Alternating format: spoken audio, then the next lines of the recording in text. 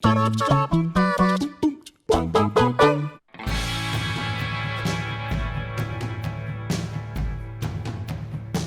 the best gig you've ever been to? Well, categorically, the best gig I've ever been to was Green Day because it was Green Correct. Day. Because it was Green Day, and everyone's favourite band is Green Day, and everyone's favourite gig is Green Day, and I'm not going to hear any other words otherwise. But the one that I remember the most is one that was defining and best in a different way. Was when I was 12 years old, I went on the Get Happy tour in 2007, which was Bowling for Soup, supported by Zebrahead, Army of Freshmen, and the Bloodhound Gang. Now, I was a very sheltered child. I was an only child that was brought up in an age of godliness and holiness and goodness, and I did not know the Bloodhound Gang and the sort of things that they get up to at their gigs. So we'd gone to this gig, and I say we, I mean me, my mom, my dad, my two older cousins, and then my other younger cousin as well. So it was a family affair. It was a family affair. We'd gone to this gig. Since Zebraheads, the Army of Freshmen, enjoyed them both thoroughly, had a lovely little sing, and then Bloodhound Gang come on, and they've got lots of set pieces that I like doing. First of all, they swear a lot. I used to get scared of swear words. I used to think that they were terrifying. I was told that they were bad and wrong, and that was it. So they were swearing, I was like, oh my God, what's this? What are these heathens? Second of all, they decided it would be a good idea to all of them get their dicks out. And so there was a lot of dick on show. There was balancing of beer pitchers on the penises. There was pulling speakers around by the penis to see how strong they were with the penis. There was drinking of glow sticks and then throwing up the glow stick juice onto each other. There was a lovely part where they got all the audience interacting by jumping around and shouting "Minge" with their hands in the air like this, which I joined in with, and my parents were not happy about. But it was ludicrous because my parents and my cousins the whole time were like, "Oh my God, like what's happening? What's happening?" And obviously it all went straight in and turned me into the horrible freak I am now. So they had reason to be worried. Then Bowling for Soup came on and it was great. But yeah, Bloodhound Gang like defined my gig going experience for ages. Like since that one, I went to so many more live shows. So I was like, what is this lunacy? I need to get into like music and all the weird stuff that goes on with it, and start getting into like local gigs and all that sort of thing. So that was another big Kickstarter of my love of music. So thank you, Bloodhound Gang, for scarring me for life and turning me into the person I am today. That's your origin story, right? Yeah, literally is. Literally is. Minge, dicks, vomit, all covered in the lovely neon glow that has been inside someone's body and then spewed out on stage again. I have been dreading this one because this question's come up in my real life away from YouTube, and I've answered it as honestly and as truthfully as I think I can. I have sung the song of my one true heart, and as soon as you say it, you see everybody in the conversation go from like this to like this. And the thing is, I was going to try and come up with a cool answer or something like that, but I genuinely can't, because I had this musically underprivileged childhood with very, very boring friends, who I love dearly, I should point out. But I grew up, I had nobody to hand me down music, I had no particularly interesting mates to pass me anything along, so I just had like really bad indie music growing up. That's all I had in my childhood. I was like, oh, there's a new Oasis CD, oh, there's a new Blair CD, oh, do you like the Verve? And it was like, fine, it's good, look back on it with fondness, but it was crap. And I was like 12, 13, 14, and then on a whim, friend of mine's brother had 2 spare tickets to go see Muse at the Barrowlands in Glasgow in 2001, and we went because we thought it was fun and we wanted to go away for the night. It was away from parents, we were like 14, it was dead exciting, and it was still the best gig I've ever been to in my life, because the only thing I'd seen on a big scale prior to that was like Oasis at the Arena, which is just 4 dudes standing around with haircuts and like big Les Pauls just playing songs, and then smash cut to like some really underfed skinny guy like running across the top of amps that are collapsing under him, and he's still playing the song, and I'm looking around the stage to see where the 3 other people in the band must be, because the noise is that much. And like, I know they're space Nickelback now and they're dead cringy and I don't keep up with them at all, but like then that one night, I didn't know music sounded like that, I didn't know gigs were as fun as that, and I didn't know human beings were as violent as that in like close proximity to each other, and it set me on a better path. And I remember it with fondness, and it's just so dumb and so loud and so exciting and so many lights and so many flashes and screeches and jumps and dives and everything, and I did not know that gigs were like that, and it fixed me for a bit. There's my story.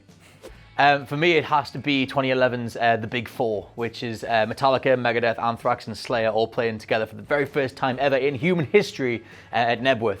Sonosphere was the whole sort of festival, but they chose that. I think it was on the Sunday night. Forget what night it was. It was a big deal though, and they all came together.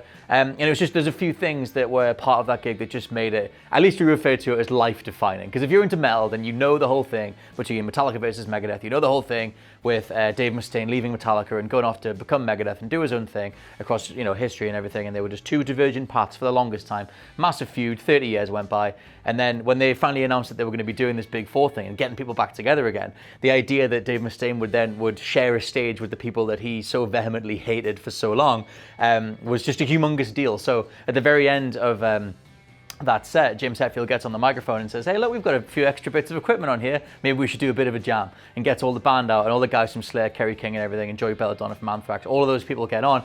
And Dave Mustaine walks out from behind Mr. Hetfield and they stand together for the first time ever. And it's just, like, you know, since they used to play together. And Hetfield gives him a hug and they go into Am I Evil by King Diamond. And it's just a brilliant song anyway, but just seeing them together is, like I said, is life-defining. It's a hell of a moment. It was just amazing. But also the Metallica side of things, the set list that they did is hands down the best set list I've ever witnessed. Just every single song that I adore by them played to perfection. They were on form so much. I think they knew that it was being recorded because it then did become a big DVD box set thing, recorded on audio and everything. Or released on audio, sorry, as well. But like the set list was just incredible. There's the version of The Memory Remains that they did live. The crowd participation, like everyone was bellowing every word because the energy of that, you know, the fact they were all coming together was like amazing anyway. But yeah, the Memory Remains, the end of that song, there's a big crowd participation bit, and usually that happens anyway, but the version of this gig just kept going. The crowd just kept singing the final line over and over again, to the point where Hetfield stopped playing, Lars got up from his drum kit, and they just stood on the front of the stage and just looked out at the whole field as everyone was just singing it, and it was spiritual, it was lush, it was magic. I absolutely adored it. So there'd be that. But even outside of that, things like the Call of Cthulhu, ending on Creeping Death, doing Battery, it was just such an insane mix of songs, and they played to absolute perfection. Life didn't get better than that, to be honest. So yeah, Metallica at Nebworth, with the Big Four accompaniments for that song, flawless. So the best gig I've ever been to has to be when I was 13 years old. My parents took me and my best mate out of school, and we went to go see Green Day at the Manchester Cricket Ground. Everyone's favourite band is Green Day and everyone's favourite gig is Green Day, and I'm not going to hear any other words otherwise. It was on their 21st Century Breakdown tour, and I think it had just come out at this point, so everybody was loving the album. Admittedly, a lot of people retrospectively don't like the album as much as Dookie and whatnot, but that doesn't matter because I was having the time of my life. And that was kind of my first experience with a proper gig which I paid attention to and wanted to be there. And there was mosh pits, there was more mosh pits, it was just a event. It was so cool. And then there was a part where I got on my dad's shoulders just to get a better view, and a group of people in front of us started, you know, smoking a bit of this and a bit of that, and that got me very ill and I had to go to the back and throw up. But other than that, it was the best gig ever. And they played songs like 21 Guns, Know Your Enemy, and the title track 21st Century Breakdown, and it was just, it was such a cool event, and it was good spending time with my mum and dad and my best mate Lewis. It was just all fun and games, and I'd love to go again to go see Green Day, but I think maybe we'll see. Best gig I've ever been to is Run the Jewels, June 2015, London, Kentish Town Forum. Came at the end of a 3 or 4 night trip that me and my very good friend John took down to London. Got to see 3 great acts in a row. First night, got to see Wu-Tang Clan, Brixton Academy, great fun. We're all hammered, it was a great time. Second night, we saw Nas performing Illmatic, both of our favourite artists performing our favourite album, Religious Experience. But as kind of like a big blow-off, my favourite gig I've ever been to, really, is this Run the Jewels concert. It was ridiculous. It was, the level of energy in that room is very, very hard to put across in words, but it took me back, I think I was 28 or 29 at the time, and it took me back to a time when I was a stupid little kid and I was going to see bands like Slayer and Lamb of God and In Flames, and I was jumping head first into mosh pits, getting knocked around, falling over, bruising myself up, getting covered in other people's beer and piss and scum on the floor. When you didn't care back then because you were young and you were full of energy, but by the time you hit your late 20s, you kind of had enough of that. But for that occasion, Andy Murray came out of mosh pit retirement, and let me tell you, what an experience it was. It was the first time I'd done such a stupid thing in about 5 years, and we got there nice and early. Something I hate doing at gigs, getting there early, because you have to just wait around a lot and it's boring. But we got there nice and early specifically to get a nice spot at the front. And we were standing there where we were drinking our $12 vodka lemonades, £12 vodka lemonade, sorry. And then Run the Jewels hit the stage. Killer Mike and LP, and they come out as they always do to We Are the Champions by Queen. Immediately the whole room is full of energy, everyone's belting the song back, it's triumphant, it's incredible. Killer Mike, just the day before, I believe they were performing at a festival in Hyde Park, he's dislocated his shoulder, he's in a sling, but he's still bopping around the stage like a man half his age. Setlist was flawless. We were in the thick of it, getting totally squashed in this massive throng of bodies. I was wearing a black t-shirt, I came out, there wasn't a single inch of that damn thing that wasn't caked in sweat. It took me back to that, and it helps that their music is just so pounding in the first place. Perfect set list, perfect crowd, fell over a couple of times, got picked up both. I just had a ball, man. I came out of mosh pit retirement, I almost died. I'll never do that again because I'm 32 now. I'm coming up to 32 and I'm a little bit too old, but let me tell you, what a night. I think I burned about 700 calories in like an hour and a half. It was great. Thanks, boys. Before I go into my entry, just quick shout out to AC/DC when I saw them in 2010, I'm going to say, Download. They brought their own stage, and I'd never seen AC/DC before. I didn't even really know them that well. That was kind of the gig, the concert, the festival that kind of got me into them. They brought their own stage, and Angus Young got into his wee little boy shorts in the middle of the gig, and there was a big train, and it was just fantastic. So shout out to that. That was really, really cool. AC/DC are good fun despite being pensioners. But the gig I want to talk about was in 2012, and I had to look that up just there because I forgot the year, but I will never forget the date because it was February 29th. How cool is that? So it was February 29th. It was actually here in sunny Newcastle at the Metro Radio Arena. But this was before I moved to Newcastle, and I'd never been here before. And Newcastle was like this England place. And I was like, well, it's a big deal if you have to go down to England to go to a gig. But Rammstein made me come down to England to see them because they were just this big, crazy band that you just have to go and see. And I do stand by that. You have to go and see them. It was incredible. It was this packed arena, and they just had these amazing set pieces. Well, it's Rammstein, so it's always a bit like sort of weird and wacky and wonderful. And they came out dressed as gimps, and they were spanking each other with whips. And there's a song they do called Man gegen Man.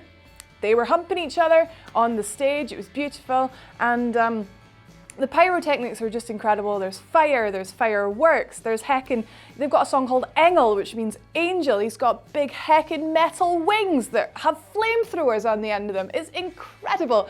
But the one big standout part of that gig was the final encore, and what I say has to be the final song because I remember it very clearly, and that song was called Pussy. And I have to say that in Ash Milliman's voice, Pussy. Because yes, it is about female genitalia, and the song goes, you have a pussy, I have a dick, so what's the problem? Let's do it. So he comes out, right, singer man, I've forgotten his name, German singer man, comes out riding a giant pink cannon painted up like a dick, and the cannon proceeds to spew foam all over the arena. I got jizzed on. I got heckin' cannon jizzed on, and it was the best time I've ever been cannon jizzed on. Got to tell you that. Maybe we could cut that bit out. No. That stinks. It was spectacular. It was amazing. It was giant. It was going up and down and across the stage. This cannon dick was just doing its thing, and it was doing it well. And it's so memorable. It was incredible. I think it is something that they do replicate in most of their gigs when they sing Pussy. But yeah, if you get the chance, please go and see Rammstein. It'll change your life, and you'll never be cannon spunked on quite like being cannon spunked on by Rammstein.